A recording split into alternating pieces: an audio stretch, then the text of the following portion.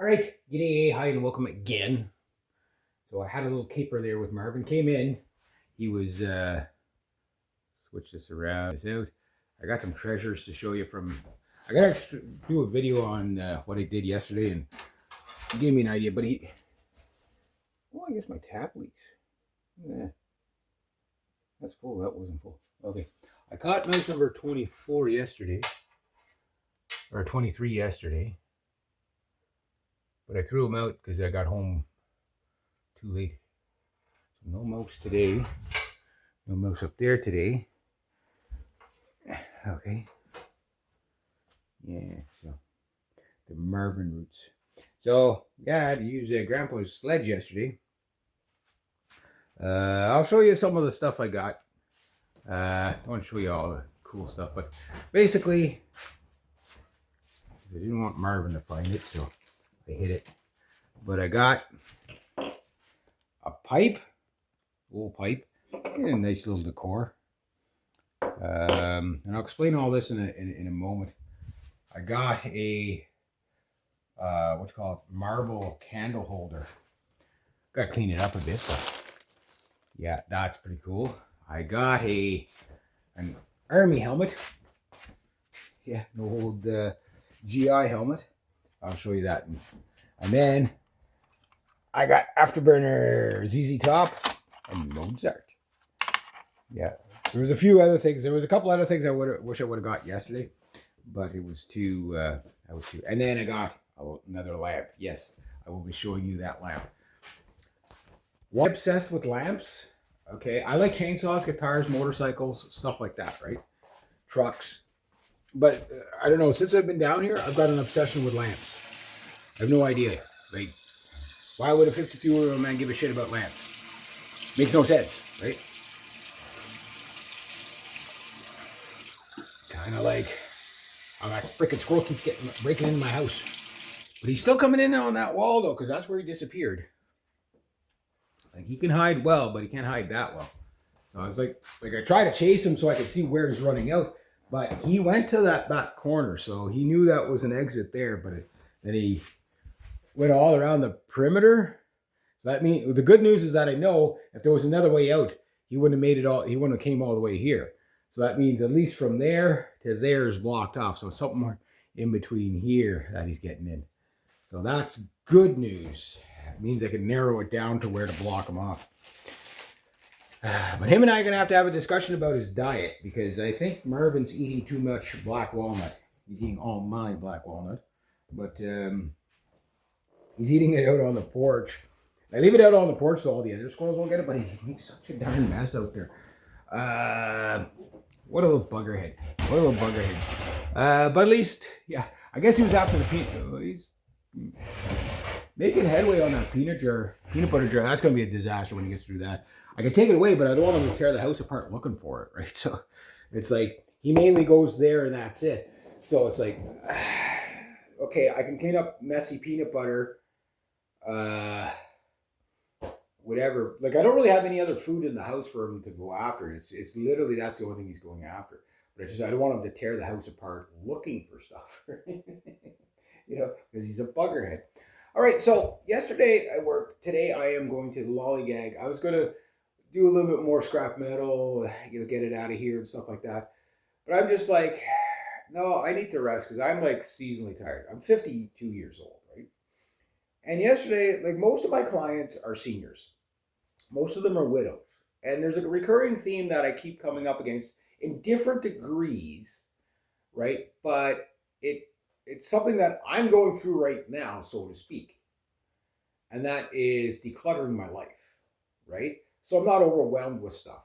So I basically own very little stuff, right? Like, everything I pretty much owned would fit in an 11 by 11 room, with the exception of like the trucks, motorcycle, and the boat, right? But other than that, pretty much everything I own could fit in one room. Everything. Like, I really don't own that much stuff. I don't own any really big furniture like that. And when I moved down here, the music room upstairs, it's 11 by 11. That's why I say 11 by 11.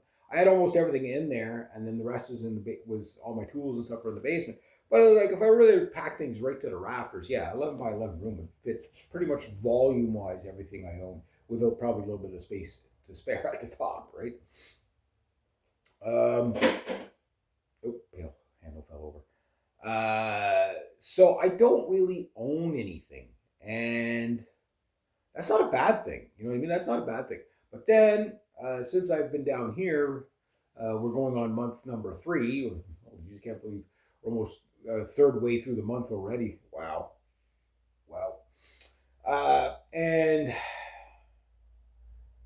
the thing is that I basically inherited, uh, by moving, taking over this place, even though I'm still living up there, about 200 yards that way. Um, I still have a little bit of stuff there, but not much. Not much at all. And I'm gonna clean out the basement there really good. Once the snow really flies, I'm gonna make it spick and span. And the stuff that's left in the basement, like the idea of it is to not just everybody packs in everything around me, and it's like, well, the basement's storage, so therefore, and I can barely move in the basement, right? I would like to have a space up there that's I can move around, but that's the point of down here, is to have the place where I can make the music and play the drums and play my bass and my guitars and sing and do all this stuff. Chase Marvin around, freaking Marvin. Do all my wacky experiments and do all those things while I'm down here. And I think for most people, they don't have that in their life where they have, a space, because their space is cluttered. And what I've noticed is when you get into your 50s, and now if you're one of those 52-year-olds or 50 in your 50s and you're still going to the gym and you're still quite mobile, you cycle all the time, you're in excellent health, you know, you're not a diabetic, you don't have cancer, you don't smoke, you don't drink and all that, and you think everything's great and you're still strong and everything that. Yes, I'm specifically talking to you people. If you're already one of those 50s that you were in a mobility scooter in your late 30s to early 40s because you're way over obese, you're already over cluttered with junk in your house, and you're completely overwhelmed. I'm talking to you too. I'm talking to you. Anybody in the age of 50, I'm talking to you because I tend to be a forward thinker. At least I try to think I am. Like forward thinking and how to keep Marvin out of my freaking house. Kind of forward thinking. Um, yeah, I mean he owes me big for all the black walnut. He's kind of destroyed the patch, so I picked it all for nothing. But it was fun anyway. So I'll let him have it. The only thing I'm worried about for Marvin is that he's going to eat so much black walnut. Like he's the noisiest eater. Everybody's right. You can hear him just chewing away, and he'll be up there on that pedestal for hours, just sitting there chewing away. Right? I'm like, he's going to eat so much, he's going to get too fat and heavy and slow, and he's not going to be able to outrun that Casper. And Casper is like, he's like a super tomcat. Like he is a big cat. If he catches you, you're done. You know what I mean? Like, if you met him in the bush and he was just a fully feral cat and angry, like he would mess you up. He'd be like meeting a bobcat in the bush, maybe like a small bobcat or something like that. Like, I'm sure if he got into a fight with a bobcat or a lynx, the lynx would probably win, but the bobcat, I don't know. Like he's that big of a cat, right? He's not as big as a bobcat, but he's probably got the tenacity and the anger and the rage to take on a bobcat, right? So, or they kill each other, one or the other. So that is one cat you don't want to mess with. And the best way to not mess with him is to people outrun him up your tree to the branches that he can't get you on. And I've never seen Casper in a tree, so I don't know what kind of tree climbing cat he is. Usually the bigger cats don't do the trees as much, but in open field, you don't want to be crossing open field in Casper's territory, which is the entire farm here. Yeah, he's been cleaning up the mice. I got a mouse last night and I threw him right out. I dropped him right at the step there, and it was gone this morning. And I know it's him getting them.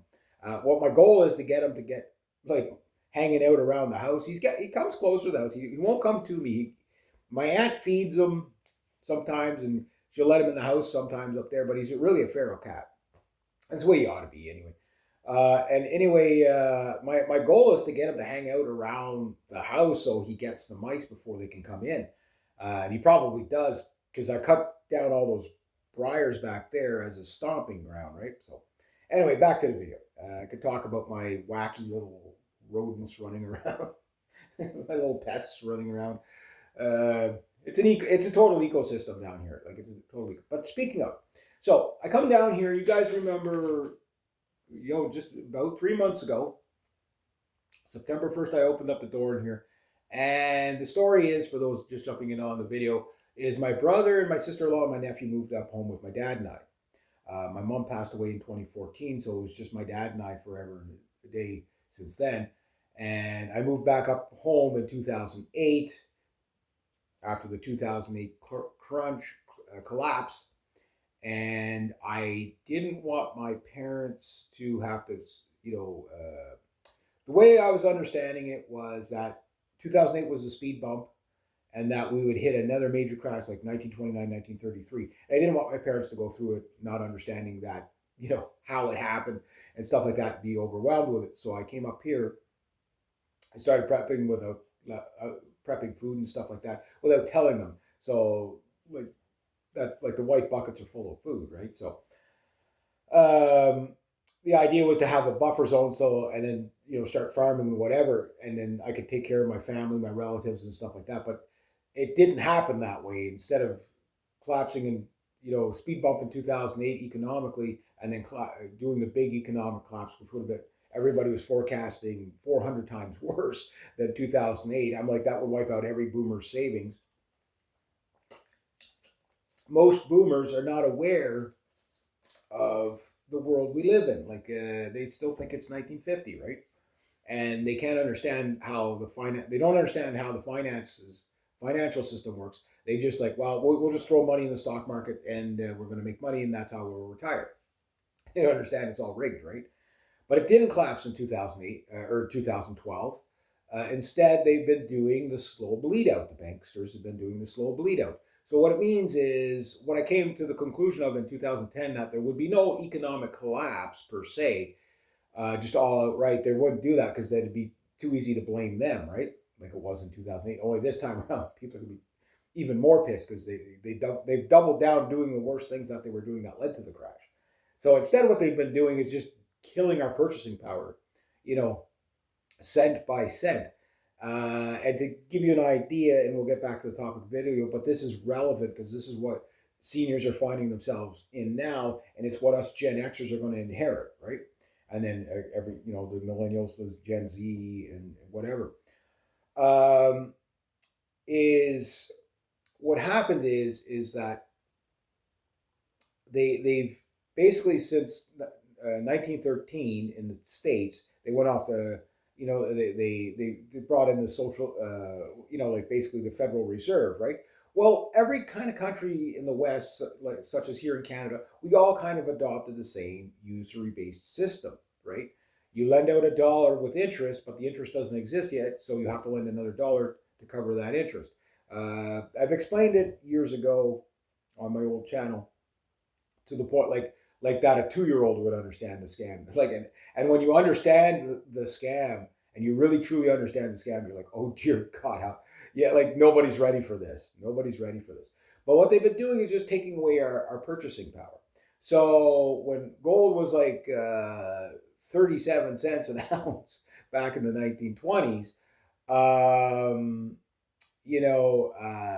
that was gold was the gold, your dollar was leveraged against gold, right? So, $1 could buy 37 cents of gold. Or sorry, the dollar was worth 37 cents, or whatever. Anyway, gold basically you could buy gold a lot cheaper because there wasn't so much money printed that the gold couldn't cover it. Right, it wasn't dollar for dollar, but oh, somebody just got a deer. It's hunting season, so. But anyway, what I'm getting at is that as you get closer to the 1970s, they basically go off the gold standard. Canada did it in 1976, the US in 1973, I think. And that was the beginning of the major Ponzi scheme where, okay, now we're no longer in Canada just printing 5% of GDP, right? So we had laws that said we couldn't print any more than that, no more than 5% of GDP of new money per year or per batch or whatever, because they don't print money every year, so to speak. It's like, okay, well, we're running low on physical currency. We're going to print 5% of our GDP, and that should keep inflation in check, right? But then we have new monetary theory. Right? This comes after 2008, and it's basically print to the moon to keep everything moving. However, from 1913 to say 1973, your money is halved. Pick a Western country, your money is typically halved. And from 1913 to 2008, your money is halved again. From 2008 to 2020, it's halved again. Now, from 2020 to 2025, it's halved again. Can you see the timelines are getting, yeah. So the wages have been stagnant since the 1970s, 1980s, meaning wage growth is heavily outpaced by inflation. And then this is why Gen Z is so angry, because they can't get houses because their money's not working. So when the boomers say, well, you just got to work harder and pull yourselves up by the bootstraps, it's like that world doesn't exist anymore. You can't work you can't live long enough. A house is $250,000. They bought houses for $15,000. For $15,000, you could buy a closet in a modern house. That's it, a closet. That's the value. That's how much floor space you could buy for $15,000. That's a closet. It's a freaking closet. Maybe it's the bigger closet, but it's still a closet. You can't buy a house for $15,000, right? I mean, yeah, okay, maybe you find something like this and you get a family discount or whatever. Who knows? I don't own this place, so But what I'm getting at is even a dilapidated place like this is still going to be $150,000 or $200,000 just because of the land. There's 2 acres here, right? And it's not worth that. It's a bubble. It's an extreme bubble.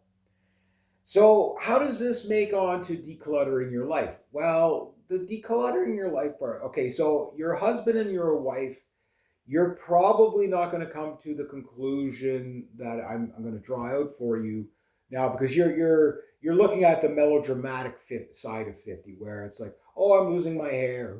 Who gives a fuck? I'm turning gray. Okay, I got a few extra love. Like, you're concentrated on the stuff that's insignificant. Yes, take care of yourself, all that, whatever. I always look rough because I work all the time. I'm a working class man. Like, I'm always full of sawdust. Like, I take 3 showers and I still smell like like grass clippings and whippersnipper 2-stroke. You know what I mean? Just because that's what I do. But it's also what keeps me in shape. Spend the day with a chainsaw. You got to be in shape to do it. And all the old guys that I do, like poor old Lindsay, he passed away last year. Beginning of this year, last year. Last time I worked with him, he was 84, 85 years old. Still working with a chainsaw. And he's like, oh, my back's a little sore today. My elbows are a little sore today. He goes, I don't know why. I said, it's because you're 85.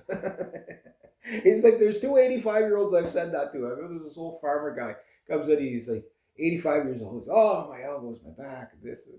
He goes, I don't know what it is. He goes, I said, I know what it is you're 85. You're going to be sore. He's like, yeah, you got a point there. You got to chuckle at it. Like, yeah. It's like, but it was just like, nobody told him that you're going to get sore. Like, I'm 50. I figured out in my 40s that I was going to be sore. I remember years ago, Richard, a man named Richard and the lady named Danielle, I was talking to them. They were watching me. I was in my 20s, okay? And I was a janitor. They had a fancy name for it, the sanitary person, building maintenance sanitary person. I said janitor. Well, no, it's a building maintenance janitor. Let's not get fancy here. Like, let's call it what it is, right? Yeah, you'll be mopping the floors, scrubbing the toilets, etc., etc. You know what I mean? Not glamorous, but it was what it was. But I would get a full thing about an inch from the top, a water bucket, walk upstairs with two of them, usually more to balance me out. And they'd watch me walk up 3 flights of stairs and watch me walk down 3 flights of stairs with these two full buckets of water. I mean, they're 10 gallons each. So it's 100 pounds of water each, just about, 80 pounds or whatever it is each. And they're watching me and they're like, my God, Reg, you're going to pay for that when you get our age. And Daniel was like 44 and Richard was 45. And Richard, I'll never forget him telling me this. He goes, Reg, he says, one day you're going to wake up, you're going to be in your 40s, you're going to go to bed feeling fantastic. You're healthy, you're strong, you're still feeling, and you're going to wake up and you're going to be sore. You're going to have a sore neck, sore back, like a gremlin beat on you with a 2x4 while you were sleeping. And you're not going to understand it. It's just like, you can just wake up and it's like, it's like, well, how did you injure yourself? I slept wrong. You know what I mean? Like stupid stuff like that. And they were right. They were right. Yeah. Like I stretch, I do all that. Lately, the big thing for me, and I highly recommend this, we'll get back to the main topic here, but I like to throw a little bit of life stuff in there too, make the video a little more enjoyable or more annoying, whatever.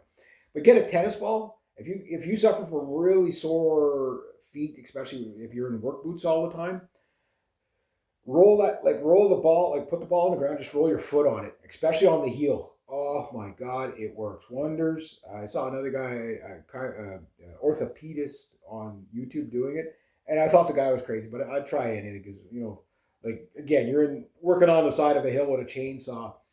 You're going to be really sore. Your feet are going to be sore, especially when your boots, your foot's kind of pulling inside the boot. If you know, you know. Your calves are sore, your ankles are stiff, everything.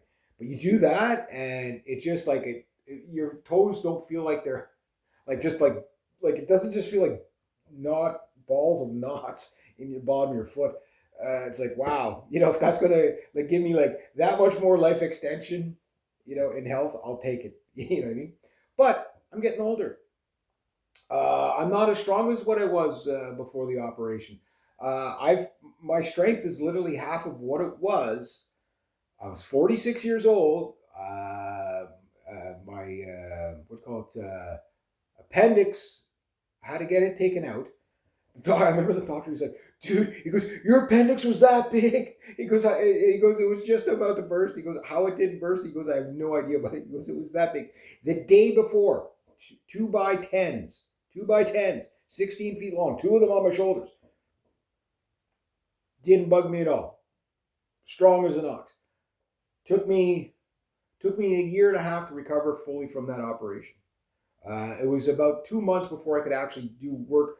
I felt like I had a paper towel roll around my freaking waist. I was just from the stiffness, and it just took me forever to heal. And that right after that, I don't have, I'm still a strong man. I'm a very strong man for my size. I impress people when they watch me.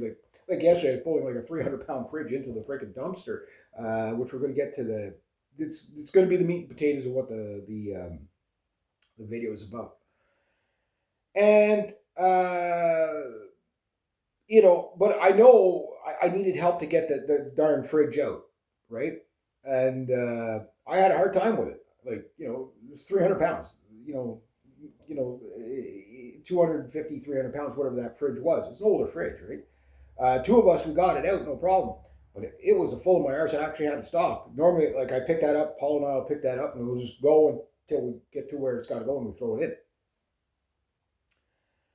And it's like, no, I actually have to put the fridge down. It's like, wait, it's too heavy for me. It's just okay. Now, am I upset about it? No, it's stage of life. It's like, okay, well, I'm not going to hurt myself to prove that I'm, younger than I'm not. What I mean? It's like, no, okay, no, I just got to work smarter. And that's always been my strategy, right? Because I do hard enough labor that I understand that I'm not going to be able to do it forever. You know what I mean? Someday I'm not going to be able to fall trees, and roll them with the cant dog. I'm not going to be able to do that. It's just, it's going to be just way too damn hard. Maybe I'll be 85, when okay, I rolled my last tree and I fall over, I croak and that's it. Maybe that happens. I don't know. But maybe it gets to the point where I can't even do that. I can't even start the chainsaw. You know what I mean? I'm not there yet. but I know I'm heading there. I know that a man in his 50s, we start to get muscle, was it muscle atrophy? Basically, it's not osteoporosis, but it's with the muscles. I think it's muscle atrophy, where your muscles just start to shrink, right? So that's why you see all these guys in 50 years old trying to work out and stuff like that. But your joints, the elasticity of your joints, it's not there. You're not flexible as flexible anymore. Even if you try to stay flexible, the more you move, the better. But you will hit limitations, and that's first part that starts creeping in. Okay, and people start to focus on that, and you should. But what they don't focus it on is, again, it's the husband and wife. The wife's like, well, the husband's he's been taking care of. Now, there's not going to be so much with Gen Xers, but you really find it with Boomer women, because the Boomer women never took care of the finances. They took care of the children, the groceries. Maybe they paid some bills, whatever. They understood the banking, but most of the time it was the husband that did all that, right? So when the husband dies, it's kind of like they're like a Bambi on ice. They have no idea what to do, right? And then the second thing hits them, like how do you deal with the will and all that stuff, right? Single people, okay, it's a little different because they've been independent the whole time, but they still get to a point where they hit a wall with physical abilities to move things, get rid of things, whatever. That's why declutter your life early. So here's what happens. The husband will die, okay, and maybe I'm working for the couple at the time, and then suddenly the husband dies, whatever, and the widow is left with all the stuff, like all the stuff, all his stuff, all her stuff, and she needs to make space now, and declutter. And she can't move things because it's too heavy. She doesn't know what to do. You can't just throw things in the garbage like you used to. You know what I mean? There's recycling now, and they get overwhelmed really, really badly. Now, meanwhile, let's say they live another 20 years. Well, that's when the real problems of hoarding and stuff like that happen, because what happened down here, okay, is, okay, my dad, he's in his 70s, okay, but okay, the garage is cluttered. I'm not even going to sugarcoat that one. But he does throw stuff out from time to time.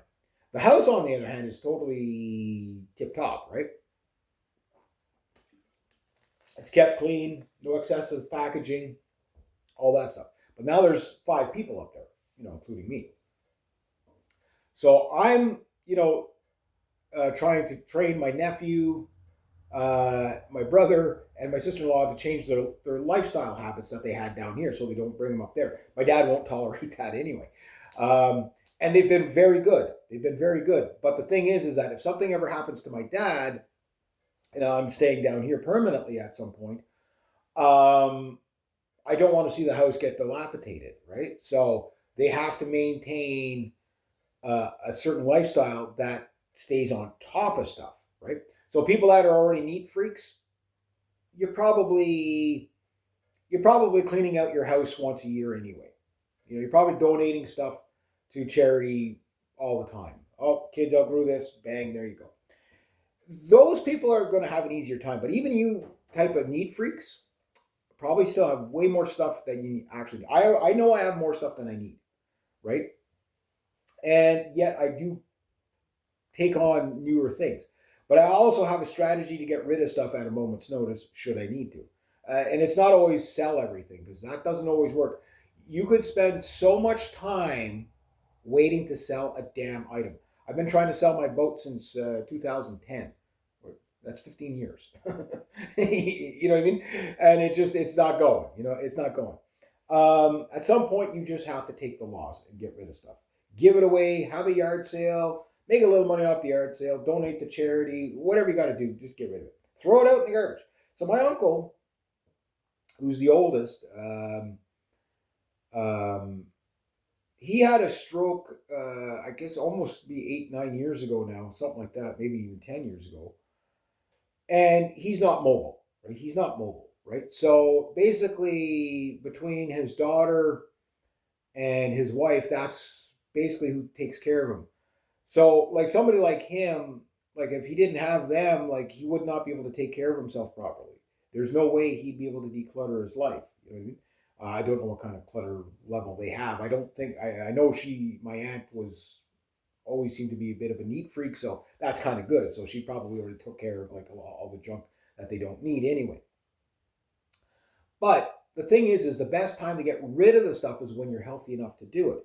So what I do once a year, right now it's going to be kind of like ongoing for the next couple of months.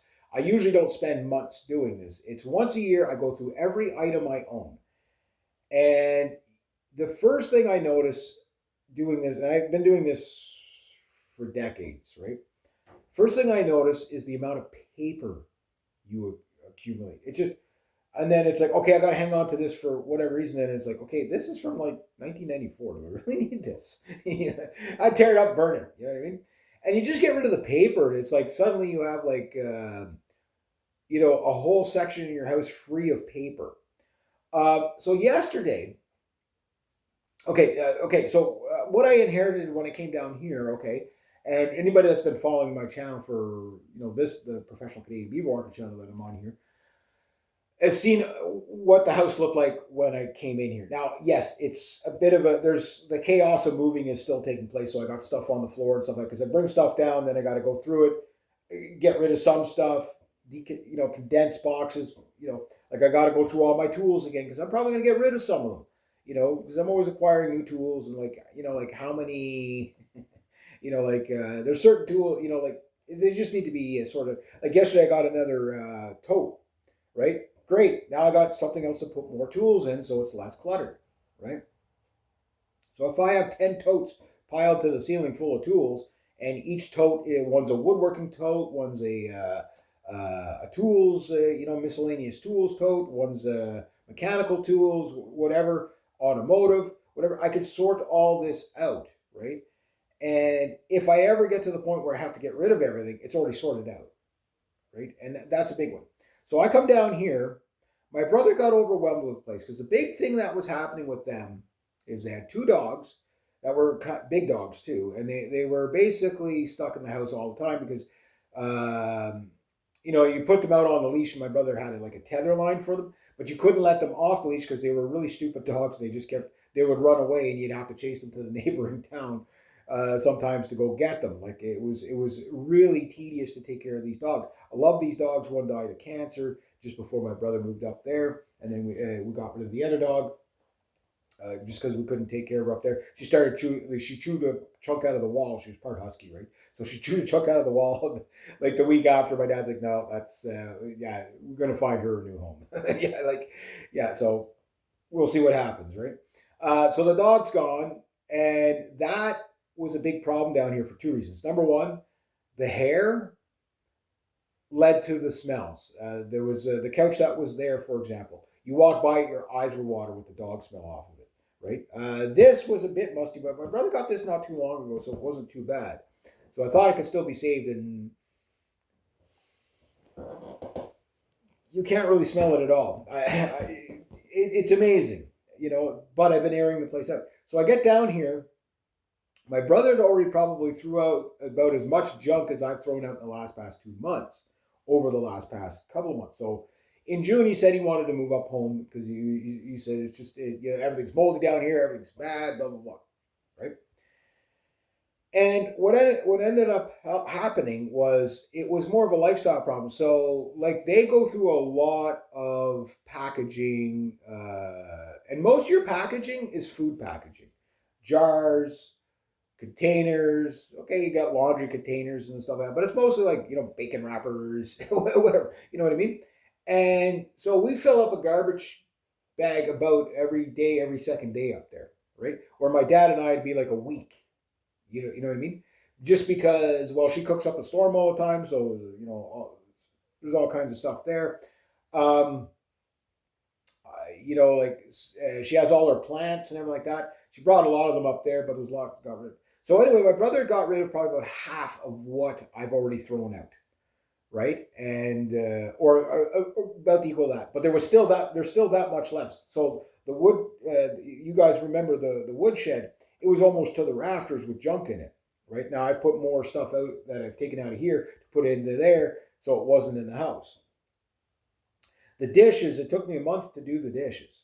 Because I just didn't concentrate just on dishes. I was, I'm like, okay, well, I've got to get this done and that done before the winter. The main thing was to get the house cleaned out and everything around the house cleaned out, which I've done, right? And then I even started knocking down some brush trees, the raspberry briars. I've already got a head start on that. Now I'm out at the barn, the granary, and the stable, and I'm starting to clean that up. And that I figured I wouldn't be tackling that till next year.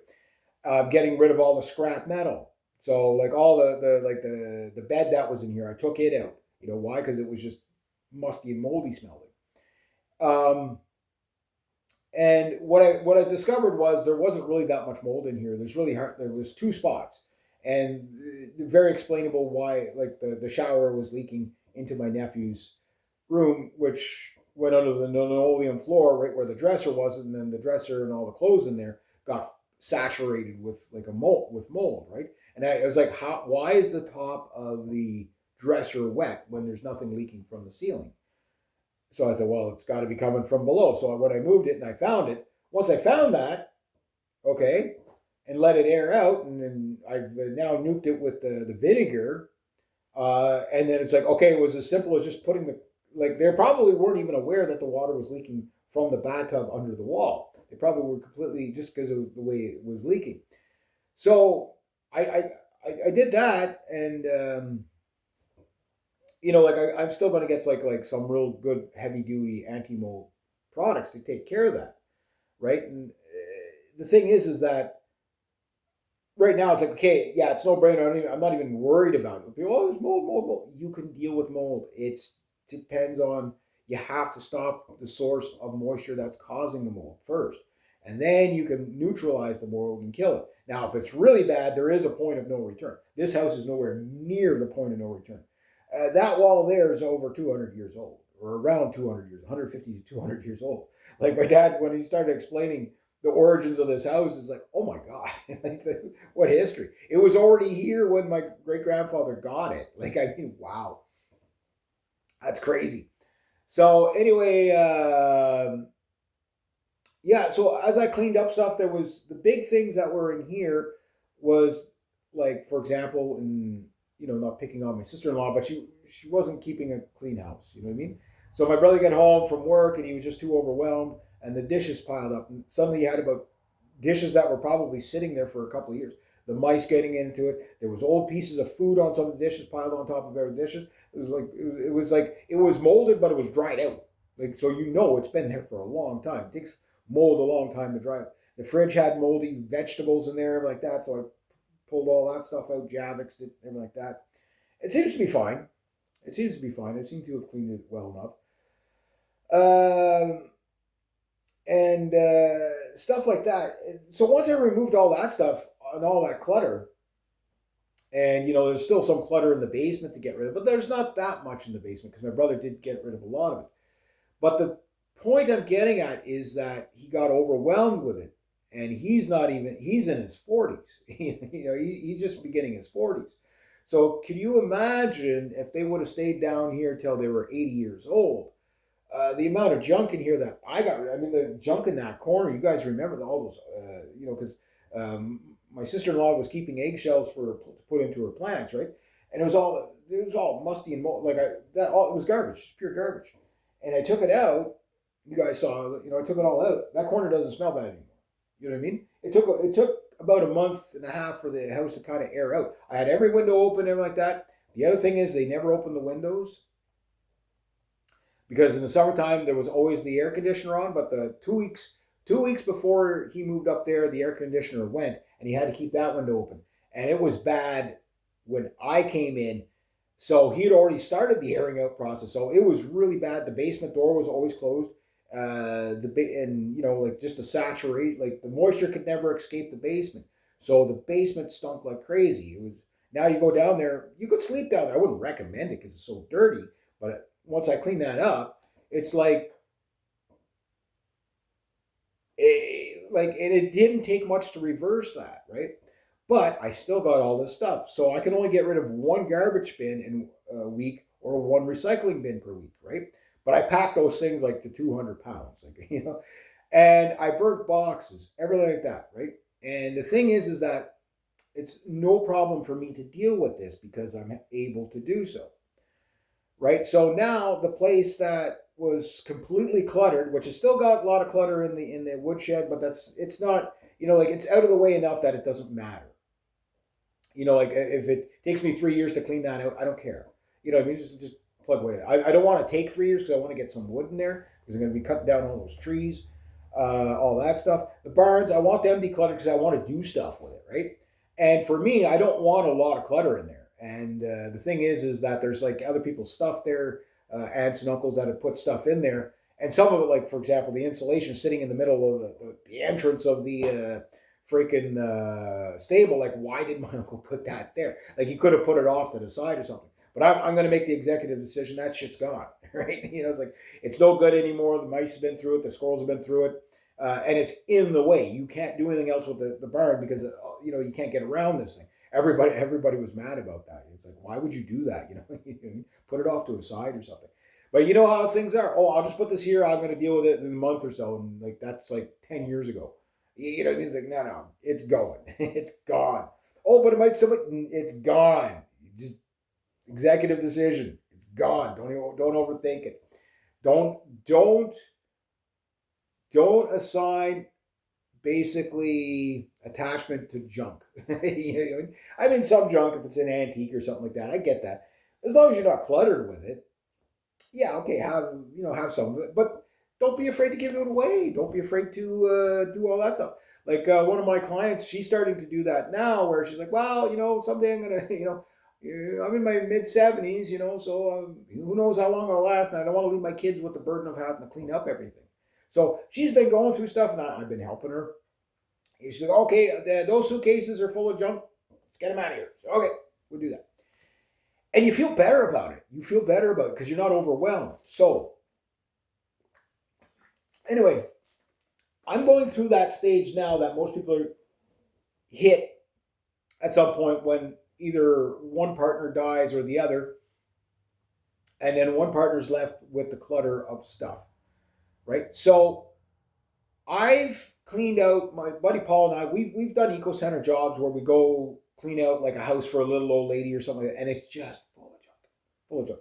The kids moved back in with their or whatever, and they just didn't take care of the place, right? And it's a lifestyle problem, is what it is, and it's just all junk. So we did one house last year, I think it was, and we basically, I don't know how many eco center loads we did, but it was probably five. Well, no, sorry. It was probably more like 10 or 15 loads with the 18-foot trailer and the truck loaded to the eco center, just like what the truck could pull. You know what I mean? And we did that, and we cleaned out that house spick and span. And the lady saw it, and she was just. But the amount of junk we took out, stuff that gets piled on stuff, right? Brings me to what I did yesterday. So yesterday, I have a client. She's in her mid-80s, nicest person you'll ever meet, and she's not wealthy or like that. But she rented a bin. Almost in her entire, well, not her entire family, but a good proportion of her family, and whatever the spouses showed up to help clean up yesterday.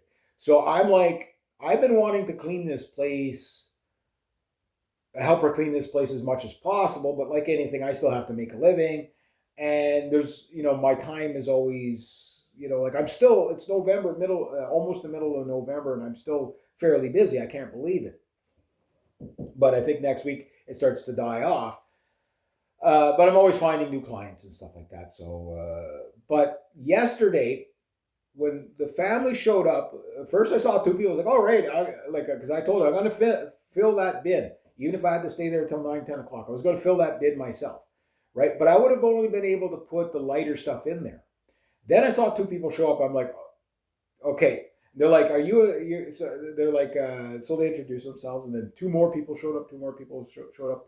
They're like, so there's like 9 people there, right?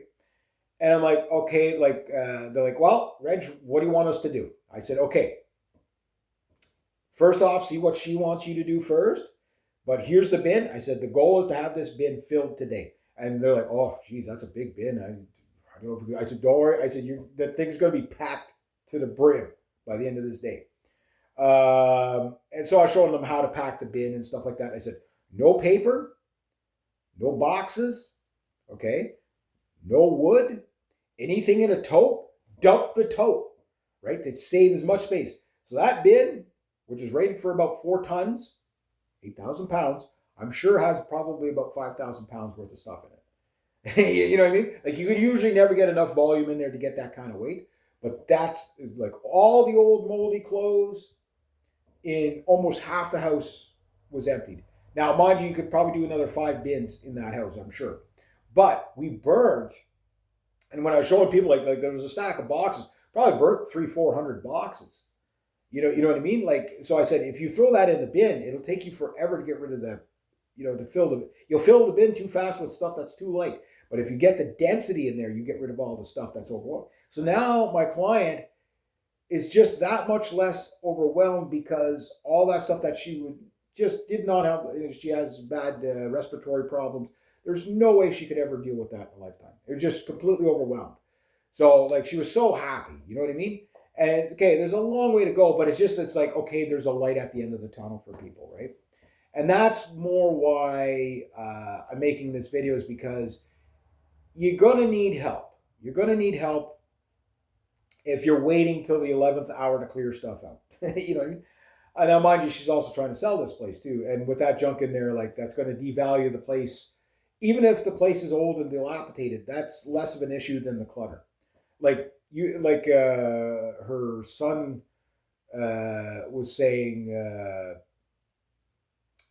that he goes, just clearing out what he cleared out in the garage, he goes, that could add like 10 grand worth of value to the house just because people don't have to deal with it, right? I said, yeah, I know. And then all the wood stuff that we burnt, we had like 4 bins burning yesterday. We burnt probably about 2 bins worth of stuff yesterday. And the bins are 24 by 8 or whatever, by 6 or something like that. Yeah. It wasn't the big bins, but like, regular contractor bin. And that's like, people couldn't believe like what we got in there. And it's like, they're like, Reg, would you rather this in there or that in there? I said, okay, yeah, those. Yeah, that's the hard stuff to get rid of. Shingles, yeah, that's hard to get rid of. Get that in the bottom there. You know what I mean? Yeah, you got to pay to get it. So if she can only do 1 bin like that a year, that's fine, because probably about 60% of the stuff can be burnt in a burn barrel, right? Now, you live in the city, that's not the case. You're going to have it hauled away. But even if you did, like, for example, to take that away to the eco center, 1 truckload, 1 ton at a time, is $235 a ton right now, right? That's not going to get any cheaper. So the thing is though, but if you get rid of a ton of junk once a year, do this for 10 years, you're not going to have a ton of junk to get rid of. You know what I mean? Everything you're going to have is going to have some sort of value. And that's one of the problems people run into, is like, they do have too much stuff, and some of the stuff is still good and they want to still hang on to it, right? And, for sentimental value, or just, it's just for whatever reason, right? The reason doesn't really matter. It's that they want to hang on to it, right? And the thing is as long as it's something that's, somebody else can use in the future, it's probably going to find a new home, after you pass. But if not, you're leaving that burden to the next generation, right? If you have kids or whatever, you're leaving now they have to deal with all that. They're going to be overwhelmed with it. And it's just like, it's a practice that you have to incorporate in your daily life. Now, when you do it, you're busy all the time, you're working all the time. I can understand that, but you don't have to build Rome in a day or deconstruct Rome in a day. What you can do is you start with a box. Go through that box.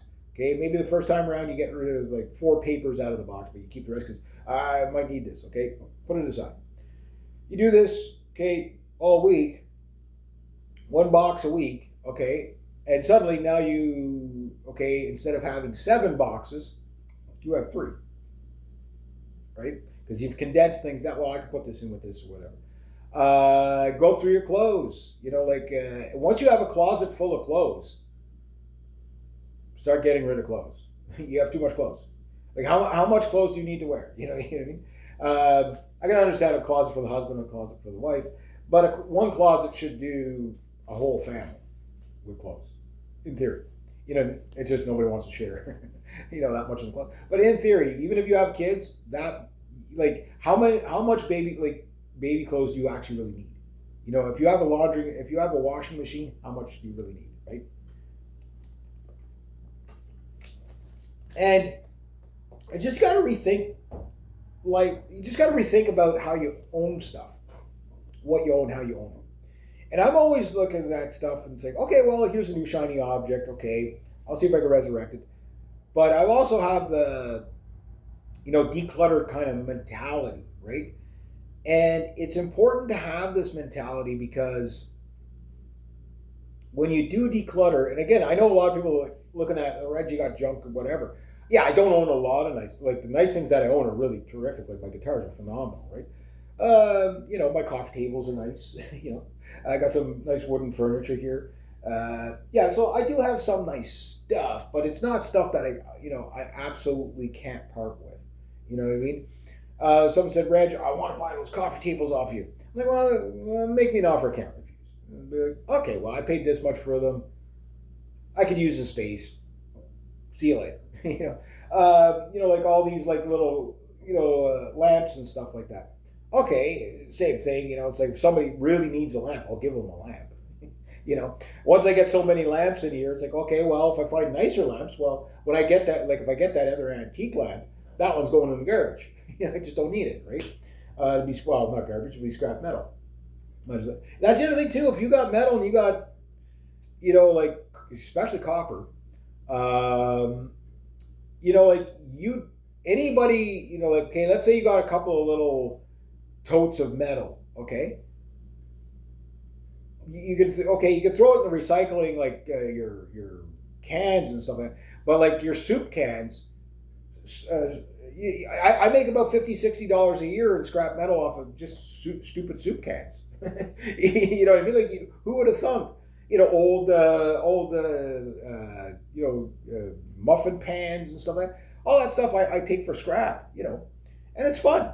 My nephew, he wants to go on the next scrap run because I told him I'm going to be doing a scrap run. Paul and I will be doing. Oh, can I go? Can I come? Because he likes it. I took him on it once. It was the time of his life. Bonding experience, and you're getting rid of clutter and junk. Win, win, win.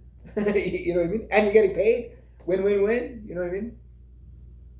But the thing is to do it while you're healthy enough to do it. And your 50s is that time. Your 50s is that time to think about what you're going to be doing in your 70s. I remember Peter, one of my clients, God rest him, nicest guy ever. I miss him. He was like, because my dad wasn't retired yet, and he's like, does your dad know what he's going to, because he was already retired, he goes, does your dad know what he's going to do when he retires? I said, what do you mean? He goes, well, is he going to golf? Is he got a plan, a retirement plan? He goes, you got to start thinking about that stuff at least 5 years before you retire, because when you retire and you get used to getting up and going to work, especially these guys that work all the time. My dad was like, just work all the time, right? And it's like you wake up one morning and it's just like, oh, now what? Now my dad's a busybody by nature, but what tends to happen to men when they retire is it shortens their lifespan because they get depression. They get depression from being bored. Now, for a guy like me, that's never going to happen. Why? I am too busy on my days off. My days off, I'm still kind of technically working. I've got so much stuff to do that I don't have time to just sit there and mope about not having something to do. That's the Gen Xer of us, where one thing about Gen Xers is like, Mom, I'm bored. Well, go outside. I don't want to go outside. I'm bored. Well, shut up. Go do something. Okay. Yeah. So you always found something to do. And then once you find something to do and you get into it, and this is what's happening with me, especially here, it's like I like projects, right? And I know that at one point I'm going to do my last full bin of like recycling and garbage, and everything's going to be clean and all the like within 3 years from now, like I'm not going to have other than regular maintenance of the property to do. That's it, and that's not going to take my whole week. You know what I mean?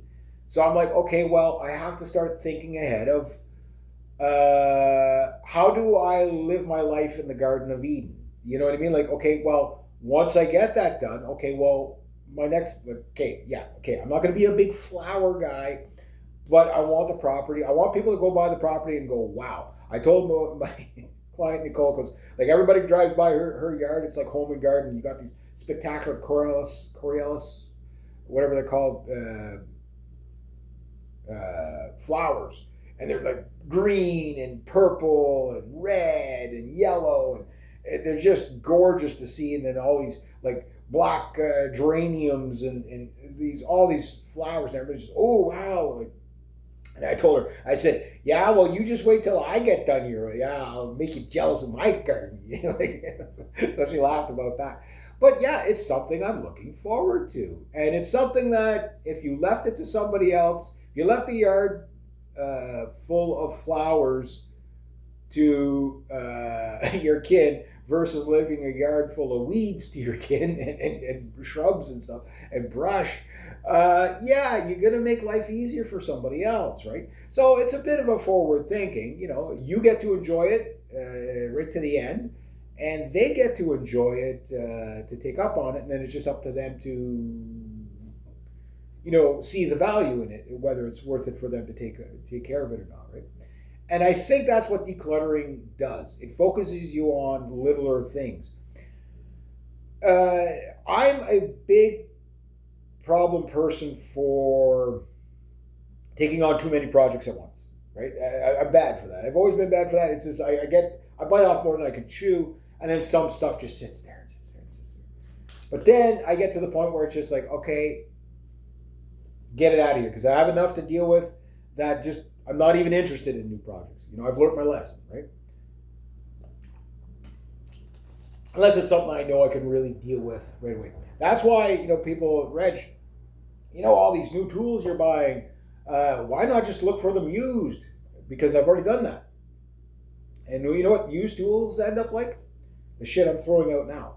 That's what used tools look like. Why? Because all it needs is, right? My dad has a garage full of all it needs is, and he's starting to throw stuff out. Like ever since I've been doing scrap metal, like when my trucks were working, it wasn't uncommon for me to wake up in the morning. There's like some scrap metal in the back because my dad just found something that is just okay. God, just don't throw it in the back of Reg's truck. He'll take it, And when I get my next vehicle, I'll have it like a little trailer, and I'll just say that's the scrap metal trailer. Just as soon as it's full, I take it. And the thing is like, once you get in that declutter mindset, it's actually a fun project because you do a treasure hunt, and then once you find the treasure, and okay, I got like this really cool 5-candle holder. Okay, great. Now maybe I'll get rid of the 2 one. Or maybe I'll keep that. I don't know. I'm gonna have a couple of candles. I want one of those stand-up candle holders, right?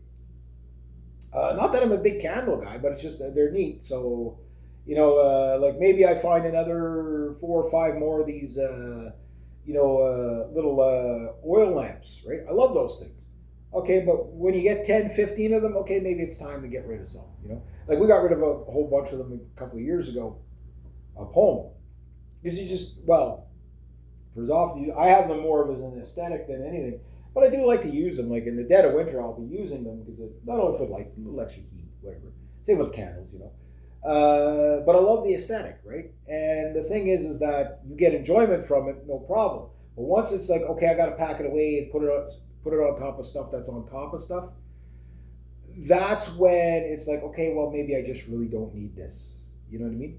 And I don't know when I get everything all settled in here. I think it'll be another 2 months before I get everything in its place. I mean, it's a lot of tools to go through, and then start making my what I call my Kijiji or my marketplace yard sale stuff, and just start getting rid of stuff. Because everybody thinks that everything they have has got great value to it, and that I could sell it at any time, and it doesn't work like that. Especially when you live in a rural area, like people won't make the journey for a $25 item. You know what I mean? Unless it's something they absolutely must have.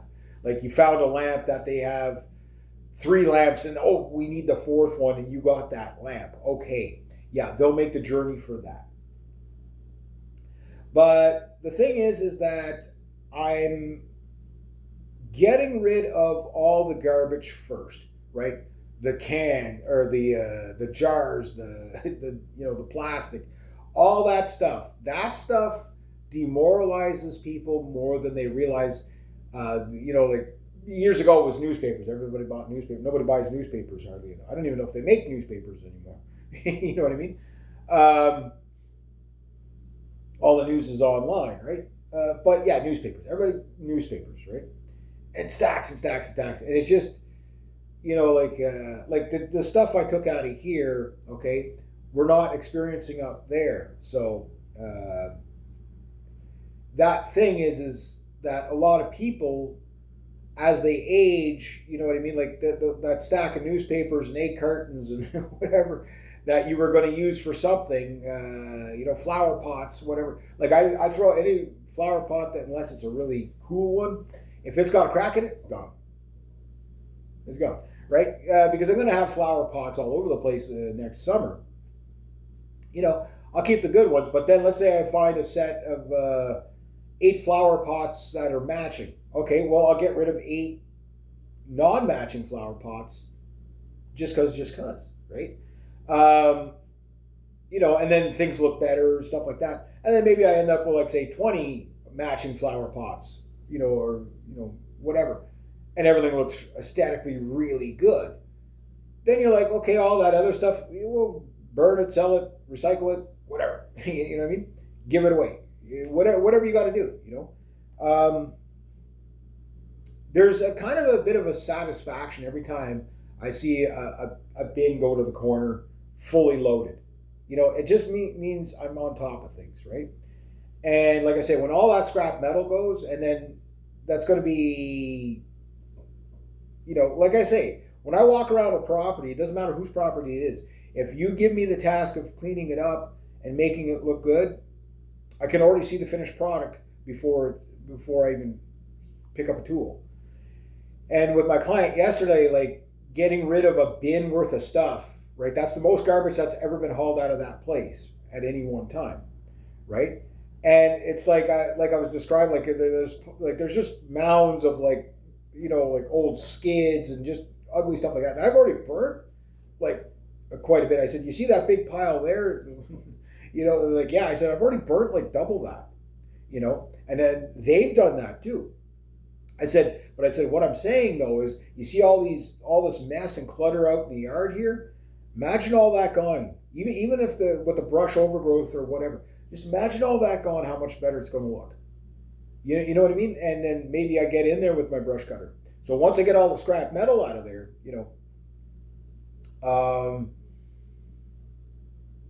yeah, like she's going to feel really good about that. But the thing is I don't like seeing people in that position in the first place. So maybe you need to hear this video in your 50s, right? So that you start thinking about, okay, well, yeah, I'm in pretty good shape now. I'm, like I say, I'm going to the gym. I'm a healthy 50-year-old. But if you're the average 50-year-old, you probably got diabetes. You're probably, 80 pounds overweight. You know what I mean? Like, people don't take care of themselves. The boomers were the worst for taking care of themselves. Yeah, they really, really had no... They're worse at taking care of themselves for sure, But you take most boomers. A lot of them were in mobility scooters in their 50s, right? Where Gen Xers in their 50s still look like they're 35 years old. Why? Just different mindset. So Gen Z, my hunch is that they're still going to be like Gen Z when they hit 50. They're probably going to be thinking about. like still like anime figurines and stuff like a 15-year-old. You know what I mean? So we are infantilizing a little bit, as a society. Well, to a point where it's becoming problems in some areas, but another topic for another time. But what I think is really important is that when I make these videos, my goal is just to make you think, not to tell you how to think, And I know I can't do political stuff on here. I do that on my BitChute. You can go find out my political opinions and get angry at me there. You know what I mean? But here it's like, no, like I got to keep it milk toast anyway, but it doesn't mean I can't be useful. You know what I mean? It doesn't mean I can't give you good life advice. So maybe you're 24 and you're watching this thing. Well, if you watch this when you're 24 and you don't think about it again until you're 50, I've still succeeded in planting that seed that, okay, hey, dude, remember that video I watched back 25 years ago? Oh, yeah, he was talking about this. He's right. Yeah, like I am starting to get a lot of clutter and stuff in my life that I don't really need. I got like, I don't know, maybe 4 trucks sitting in my yard. Now there's only 2 broken ones. But they were really nice trucks. Yeah, but you know what I mean? Like, it was hard for me to get rid of those trucks. It really was. And the scrapyard was right there. It's 2 minutes away. But just making the decision to get rid of the trucks, it's like, well, maybe I can get this much for them. So I try to sell them and stuff like that. After about, 2 years of trying to sell a piece of junk that won't sell, it's like, okay, well, I just have to take the loss. You know what I mean? Like I kind of knew that right away. Like, it's just because it's such a loss. Like, I mean, I paid $6,200 for Thunder there. That's why I didn't get rid of him. I'm like, I'm not going to get rid of him for $400. So I'm still trying, willing to hold on to him. But in 5 years from now, it's like, okay, well, you just lose in life sometimes. You know what I mean? But the win is to be able to accept that and move on from it, right? Like, that's what people don't get. It's like, okay, like life is what happens when you're making plans. You know what I mean? And sometimes the plan goes awry on you.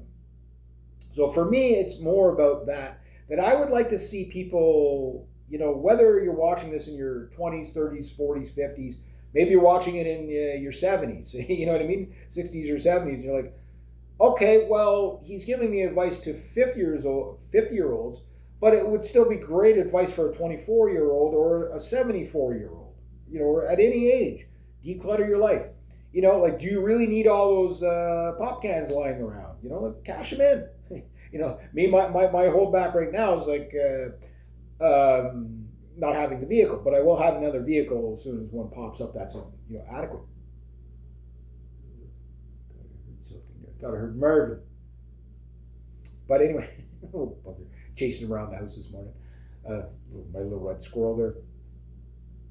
But what I'm getting at is that there's no one solution to life, right?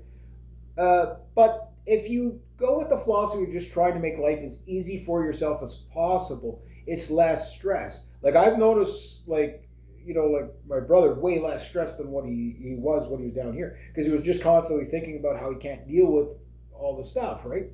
And mind you, he doesn't have the tools I have, so obviously the yard get away on him. Cutting the grass, it was just like, and I get it too. Like, you don't want to borrow Dad's riding mower because if you break it, it's another thing to worry about. You know what I mean? But then the grass looks horrible.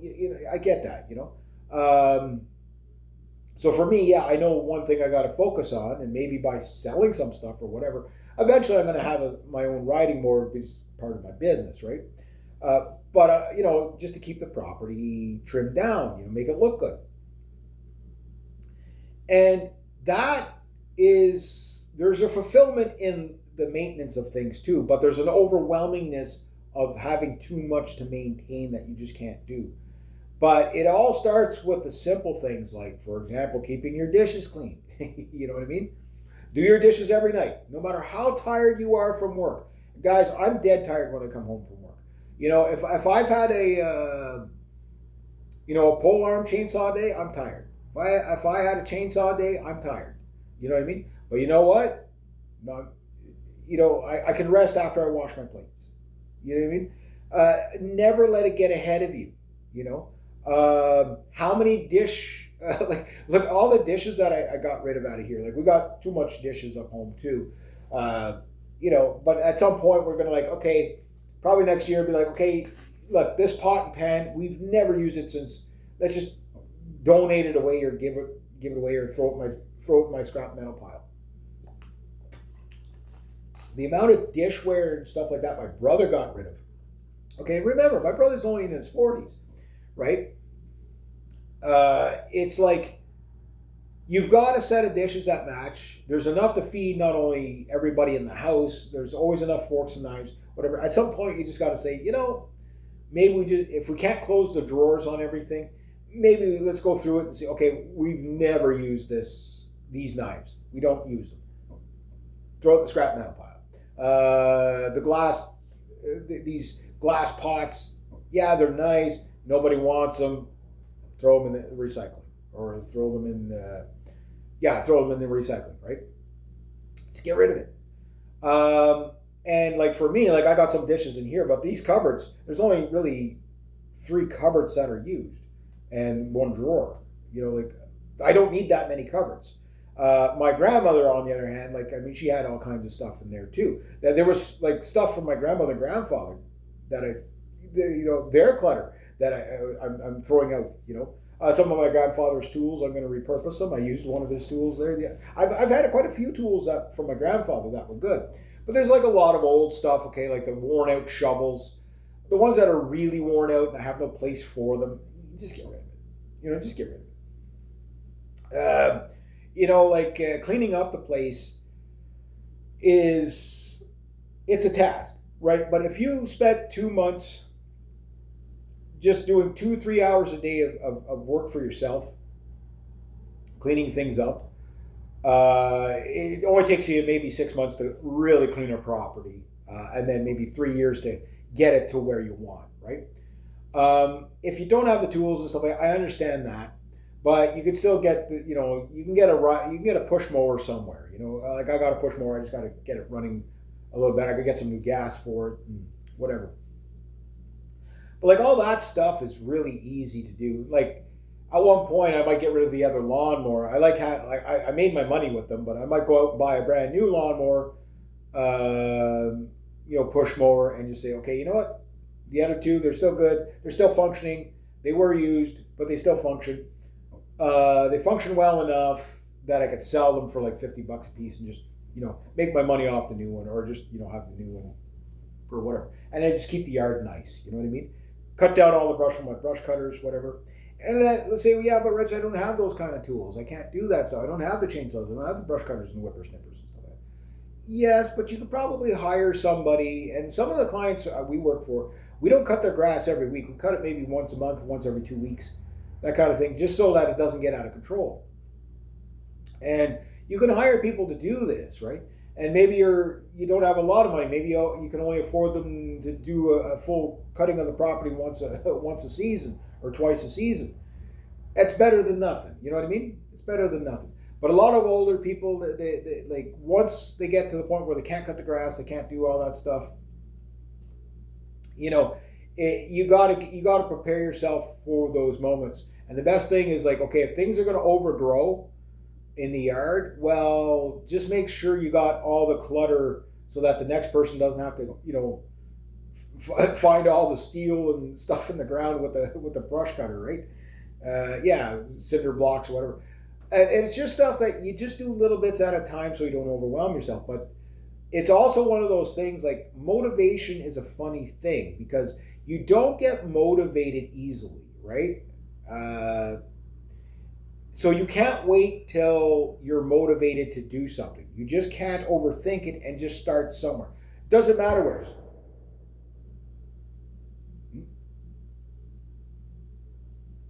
Somebody else got a deer, I guess. A lot of shooting this morning anyway. It's like day 2 of deer season. So if you can hear gunshots in the background, remember I'm in a rural area, right? It's like, yeah, it's about the 4th shot I've heard so far this morning. But the point I'm getting at is that I thought it was important to make this video just because I experience it through people that are older than me going through it now. You know what I mean? And I'm like, well, I'm not there yet. But look, I'm cleaning out this place, which I'm having fun doing it in a strange kind of way. Because like I say, every time I go out, it's like a bit of a treasure hunt. So I get rid of like 100 articles of garbage or scrap steel or whatever, but I keep one or two. It's like so. It's like it's not clutter then. So by the time I'm done, round one of like cleaning up the entire property, it's like, okay, well, here's what I'm left with. And then it's like, okay, well, there's no more discovery to be made for, treasure, so to speak. Well, maybe, okay, well, the house is getting a little bit cluttered with some of that treasure. Maybe I could get rid of it, see if anybody else wants it, sell it, do whatever, give it away. I think that's a fun thing to do. That's a fun thing to do. And then you don't feel bad about it. You know what I mean? You don't feel bad about it. Like, for example, with the guitar buying, to me, I don't view that as clutter. I view that as, those are valued items. But, like if I ever go to sell them, I'll lose half my money on every guitar, you know what I mean? Or more, like 3/4, like everything, nothing holds value. Like you buy it for this much, but you sell it for this much if you can sell it.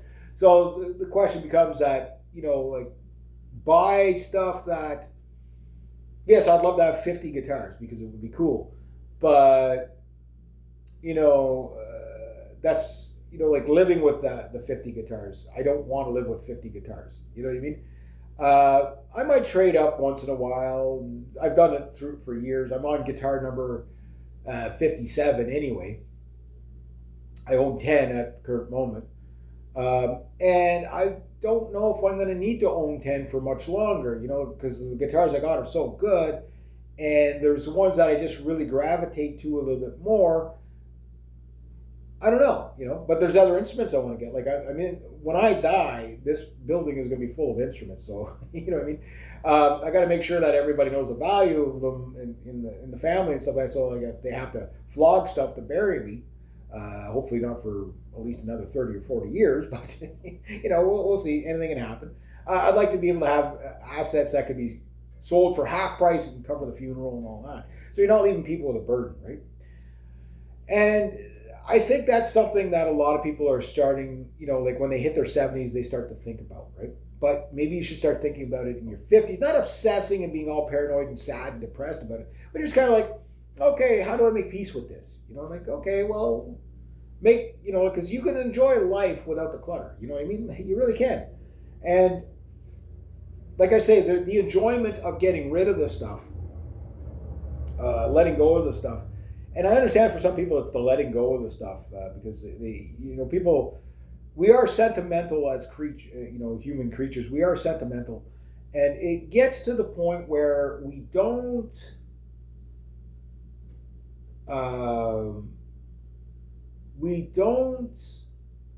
like understand that we don't need to create bonds with things that weigh us down, things that we don't need.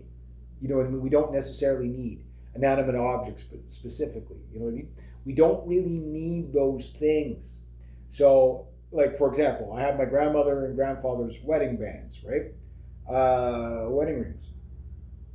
Yes, I'm going to keep those till the day I die. I've already labeled whose they were. It'll go to the next of kin, etc., etc.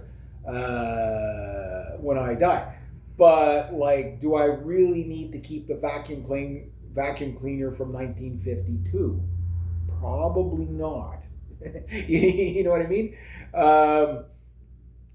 Yeah, it's like it just you get so overwhelmed so quickly and so easily that it really takes a mental toll on people. Like, I mean, you see these hoarder shows and stuff like that, and I'm like, that's horrifying. Like, why not just clean it up? And then I think about it. They don't know how. Where do you start? Like, they get overwhelmed. Like, just looking at the pile, they get overwhelmed. I don't get that overwhelmed. I get the challenge gene. I have the challenge. Like, oh, yeah? Yeah, you don't think I can fill that bin in a day? Watch me. And when I do, and I'm like, congratulations, everybody, we filled the bin. And everyone's like, wow, we did it as a team. It was a very nice day yesterday. It was a very nice day, I got to say. Met all kinds of new people and just seeing everybody, chipping away happily and stuff like that. and knowing that they're helping out their family member, and I was happy to be a part of that. But it was also a learning lesson. Yes, I made a little bit of money. Okay, sure, whatever. But the lesson wasn't in the money I made. The lesson was in that, this is something that we're all going to probably face at some point in our lives. Where it's like, okay, I don't want to ever have to worry about the clutter. I want to care about people. I want to care about family. I want that stuff. Stuff that's important. I don't want to have to worry about the clutter, because whether you're in your 40s, you're in your 20s, or you're in your 80s, you're going to have to deal with that stuff, right? So the biggest problem is people that are constantly buying new stuff. It's comfort buying. It's people buy stuff just to feel relevant because they don't have any other projects in their life, right? They don't have things that they can do where it's like and we're all guilty. We get addicted to spending money on stuff we don't need, right? Just for the sake of saying we did something, right? And it's not, I don't think people buy the items, material objects don't give you happiness. I disagree with that.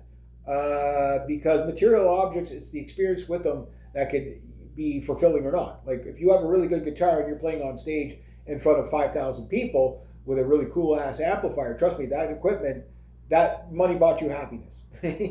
Why? Because it bought you into an experience that you wouldn't be able to experience otherwise.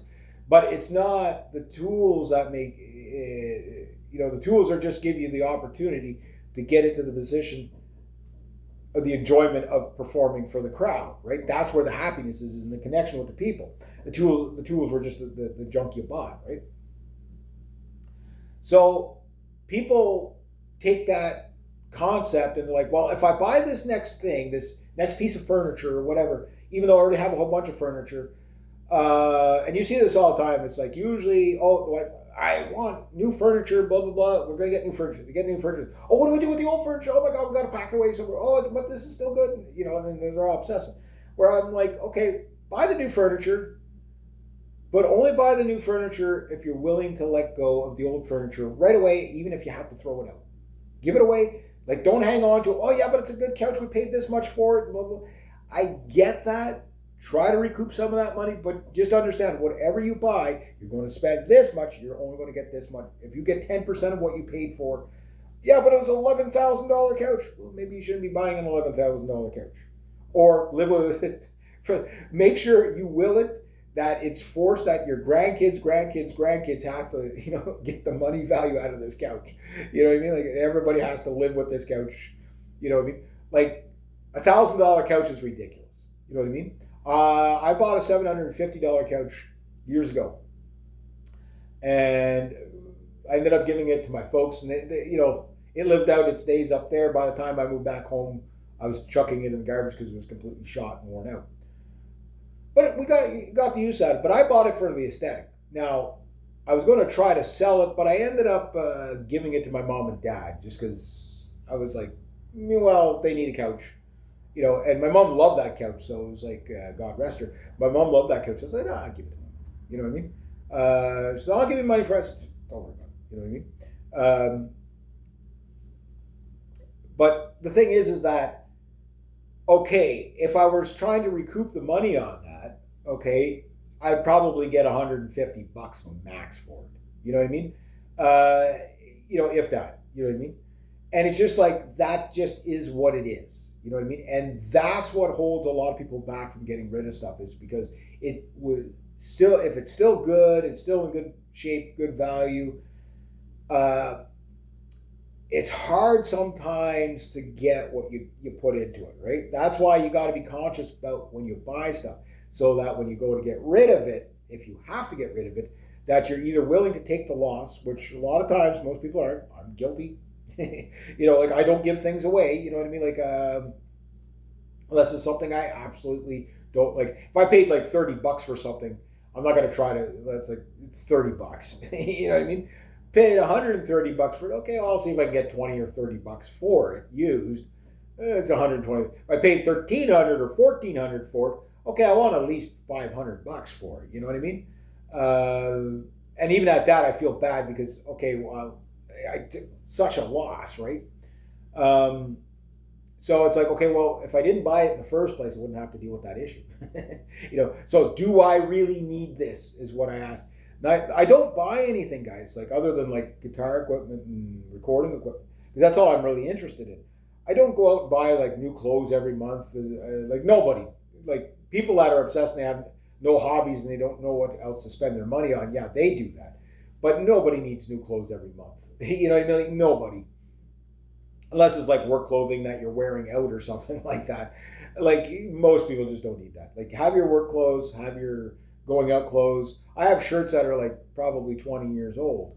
They still look good because I barely wear them. I only wear them when I go to, have to dress up a bit. You know what I mean?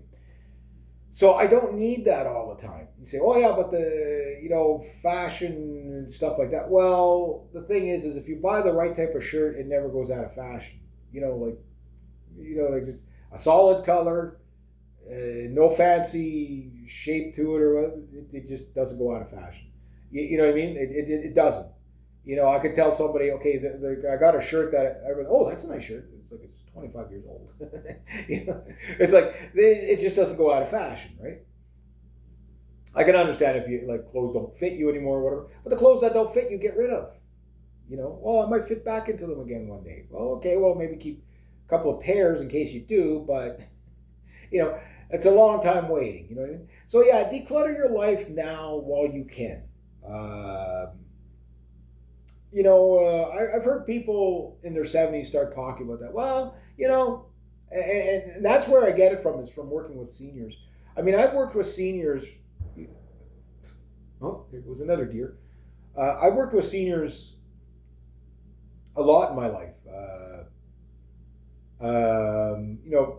Pretty much from I was a kid, off and on since I was a kid, right? And, they always said a couple of things. Do it while you're young. That was the number one advice that I always took from seniors, was do it while you're young. Because one day you're just not going to be able to do it, right? And I'm like, that is really damn good advice. And, and now what I'm learning from people that are 20 to 25 years older than me, 30 years older than me, is that, hey, you know what? When I'm 25 or 30 years older than I am now, I'm not going to be able to do all those things that I think I'm going to be doing. That's why, like, oh, when we retire, we're going to go climb Mount Everest. Good fucking luck with that. If you can't climb Mount Everest in your 20s, you're not going to be climbing it in your 50s and in your 60s, 70s, 80s. You know what I mean? Very few people can. You know what I mean? But the thing is you're putting a big banking on that you're going to be healthy right up to the end. Most of us don't stay healthy, no matter how healthy we are now. People get diseases, conditions, even healthy people. You know what I mean? Suddenly you got muscular dystrophy, atrophy or whatever. Like suddenly you got osteoporosis. Suddenly you got, early dementia. Like things happen, right? So anyway, I'm going to leave it at that. This is my advice for 50-year-olds. I see other people in their 50s starting to do these kind of videos too, and I enjoy them. I think some of the stuff that they're talking about is really superficial, though, because they're talking about the stuff, the rat race stuff that it's really insignificant. It means something. Yes, take care of your wealth, take care of your health, all that stuff. But like this idea of 50 is the new 40 or 40 is the new 20, but no, 40 is 40, 50 is 50. Age appropriate. Learn how to embrace your age. Look, I'll leave you with this. I've enjoyed every age I've ever been at. Okay? 27, the dreaded 27. All the, like Jimi Hendrix, Jim Morrison, Janis Joplin, all these, Kurt Cobain, they all died at 27, right? And all my friends as Gen Xers were like, they dreaded being 27. I'm like, and like, there's nothing you could do to stop from going from 26 to 27, right? And why would you even worry about something like And it was weird. My female friend's turning 30. You know what I mean? It was like I told him, just embrace it. You know, like oh, but now I'm old. Yeah. Oh, yeah. To all those people that are 50 that I called old when I was like 15, yeah, about that, eh? About that. Yeah. Little did I know. Because I mean, when you're 20, 25, like you're never going to get old, guys. That's just for old people. Well, who the fuck do you think you old people were once? They were, you know, it's funny how we humans think. It really is. It really is. But anyway, I'm going to leave it at about that. I think it's just, something, I know, a long-winded video on a bizarre topic, but just do give it some consideration because, like, I go through everything I own at least once a year right now. Okay, in the chaos of moving in between two places, taking the stuff from there, and I still got to maintain the stuff up there that I got to maintain down here, right? And going through, and every time, and trust me, if you want to know how much junk you have, move. Yeah, it's like you're gonna like, where's the dumpster? I'm not taking this one. Where's the damn dumpster? But you should be doing that while you're sitting there amongst it, right? And I'm again doing really well down here, but again, it's like I've inherited, my grandparents, the leftover stuff from them, and my brother, sister-in-law, and my nephew, and all that stuff. I've kind of had to deal with all that stuff here. Now I'm glad I'm dealing with it now, not when I'm 70. You know what I mean? Like that would be horrible to move into this place at 70 the way it was, trying to get rid of all that stuff. That would be very overwhelming. Like for my dad, I know like he cleans up the garage every now and then, but it gets so messy and cluttered just because it's just stuff piled on top of stuff. Then suddenly you can't move and you're all jammed up. It's the same problem with the barn, the stable, and all that down there. It's like, but once I get that stuff cleared out, you better believe I'm going to be very fierce about anybody that wants to throw junk in there willy-nilly. It's like, no, you're not storing that shit there. It's like, no, you're not. You're not. There's going to be barn animals in there. There's going to be, I need that space. I want to clean. I just don't want to look at the junk, Anyway, there we go. So that's it. I'm going to get some laundry done, clean up a bit more, do a little bit more vacuuming in here. I'm getting there. I got almost the whole house, this floor all vacuumed. Just got the last 2 rooms to. Maybe I can even start Operation Pine Sol finally. Baby steps. Gets there when it gets there. Anyway, have yourselves a great one, eh?